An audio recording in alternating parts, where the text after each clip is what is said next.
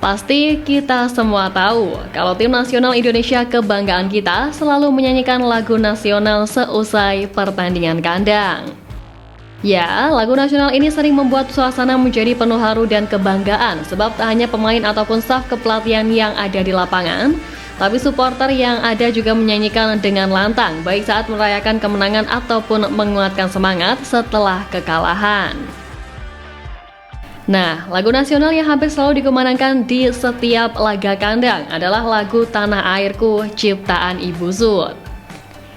Ya, lagu Tanah Airku menggambarkan kecintaan yang mendalam pada Indonesia meski seseorang jauh dari tanah kelahirannya. Dengan lirik yang sederhana tapi penuh makna, Tanah Airku sering menjadi pengingat tentang betapa berharganya Indonesia apapun situasi yang dihadapi. Dalam suasana pertandingan pun lagu ini mengingatkan semua supporter untuk tetap bersatu, baik menang ataupun kalah. Tanah Airku adalah simbol semangat dan cinta terhadap tanah air. Ketika ribuan orang menyanyikan lagu ini, suasana stadion pun berubah jadi penuh emosi. Kadang bahkan pemain dan penonton menangis mendengar lantunan lagu ini. Ya, tepat. Lagu Tanah Airku sudah menjadi bagian dari tradisi supporter Indonesia, terutama di pertandingan sepak bola. Ini seperti cara dari mereka berkata, kami selalu mendukungmu apapun hasilnya. Nah, baru-baru ini pun momen ribuan supporter Indonesia yang menyanyikan Tanah Airku di laga Timnas menjadi viral di media sosial.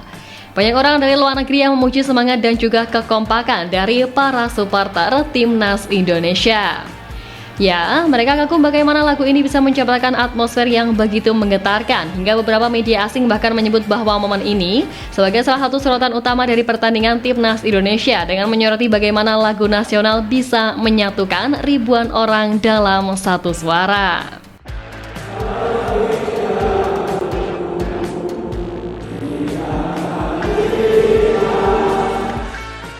Nah, menariknya tradisi yang dilakukan oleh skuad Garuda dalam menyanyikan lagu nasional ini juga sampai ditiru oleh negara serumpun kita, yakni Malaysia. Skuad Harimau Malaya juga memiliki ritual menyanyikan lagu nasionalnya usai laga kandang yang dijalani, termasuk di ajang AFF kali ini. Tapi lucunya, supporter Harimau Malaya dengan pede mengklaim bahwa ritual yang mereka lakukan lebih menyentuh daripada tradisi lagu Tanah Airku milik Indonesia. Dan mengetahui soal ini, para fans Garuda pun meresponnya dengan berbagai komentar menarik, di mana dalam akun @nellyhandayani98 yang beritakan soal klaim itu pun para netizen tanah air mengomentari unggahan tersebut dengan mengatakan kalau Indonesia merupakan kiblat dari Malaysia, sehingga apapun yang dilakukan oleh tim Garuda ibarat kata selalu ditiru oleh skuad Harimau Malaya.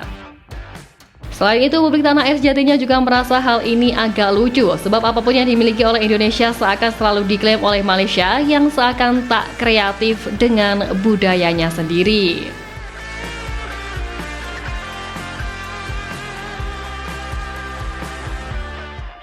Tapi terlepas dari itu, si negara tetangga yakni Thailand justru seakan ribut sendiri, di mana menurut kabar yang ada, Ketua Asosiasi Sepak Bola Thailand yakni Madampang gaduh dengan pelatih Thailand Masa Tadaishi setelah mengalahkan Malaysia di Piala AFF Sabtu 14 Desember kemarin.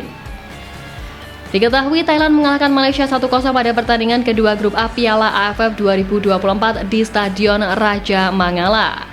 Akan tetapi kemenangan Thailand itu diwarnai ribut antara Madampang dan Ishi, di mana menurut laporan dari media lokal sana yakni Thairod, pemicu dari keributan keduanya yakni beda paham di antara kedua tokoh tersebut usai pertandingan.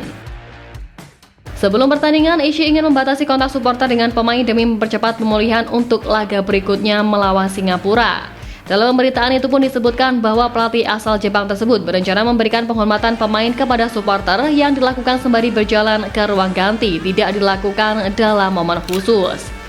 Hanya saja keinginan Ishi itu tidak sejalan dengan beberapa pihak termasuk Madampang dan juga para pemain. Bahkan dalam video yang direkam oleh Thairod dan tersebar di media sosial, para pemain Thailand terlihat berkumpul di salah satu ujung lapangan di depan papan iklan menghadap penonton. Rupanya Supatat Muenta dan kawan-kawan diminta Ishi untuk segera masuk ke kamar ganti, namun di sisi yang berlawanan Madampang datang meminta pemain untuk bertemu supporter. Tapi menyitat masalah tersebut, Madampang lebih lanjut menegaskan bahwa masalah itu tak perlu dibesar-besarkan apalagi sampai didramatisasi.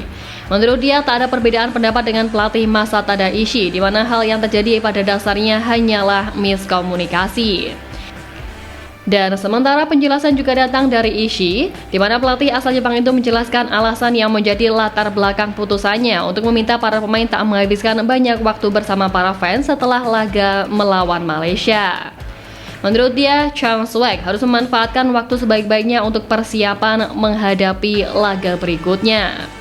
Tapi meski demikian, pelatih yang menggantikan Alexander Polking tersebut menegaskan bahwa dirinya sangat respect kepada para fans timnas Thailand.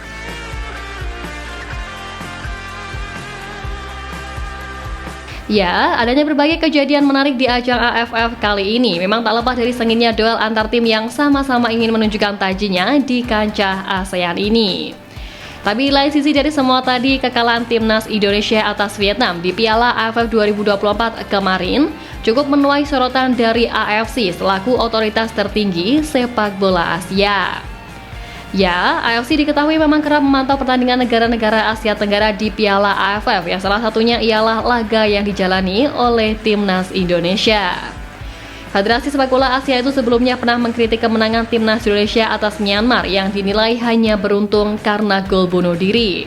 Namun kini AFC justru memuji perjuangan tim Garuda yang sekuat tenaga berupaya meredam tim senior Vietnam di kandangnya sendiri. Bahkan AFC pun sampai memberi julukan timnas Indonesia dengan sebutan keras kepala karena sang lawan yakni Vietnam harus bersusah payah untuk mencetak gol kemenangan. Meskipun didukung oleh banyak supporter dan mendominasi penguasaan bola, Vietnam menganggap Indonesia sebagai lawan yang keras kepala. Tulis AFC pada Minggu 15 Desember. Selain itu, AFC juga mengapresiasi kegigihan pasukan Sintayong yang mampu menahan gempuran kekuatan penuh dari tim Vietnam meski akhirnya kemasukan gol. Bagi mereka, apa yang ditujukan oleh skuad Garuda di laga kemarin kian membuktikan bahwa tim baru besutan Sintayong mampu untuk bersaing cukup apik di kawasan regional dan diyakini bakal kian meningkat di masa mendatang.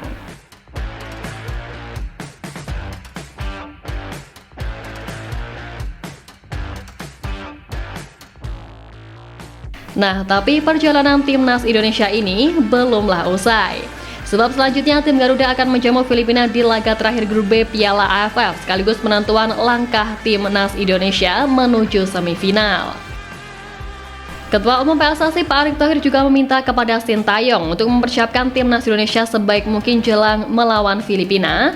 Sebab Pak Erick Thohir menilai bahwa kemenangan wajib diraih demi bisa membuat timnas Indonesia lolos ke babak semifinal turnamen bergengsi 2 tahunan itu.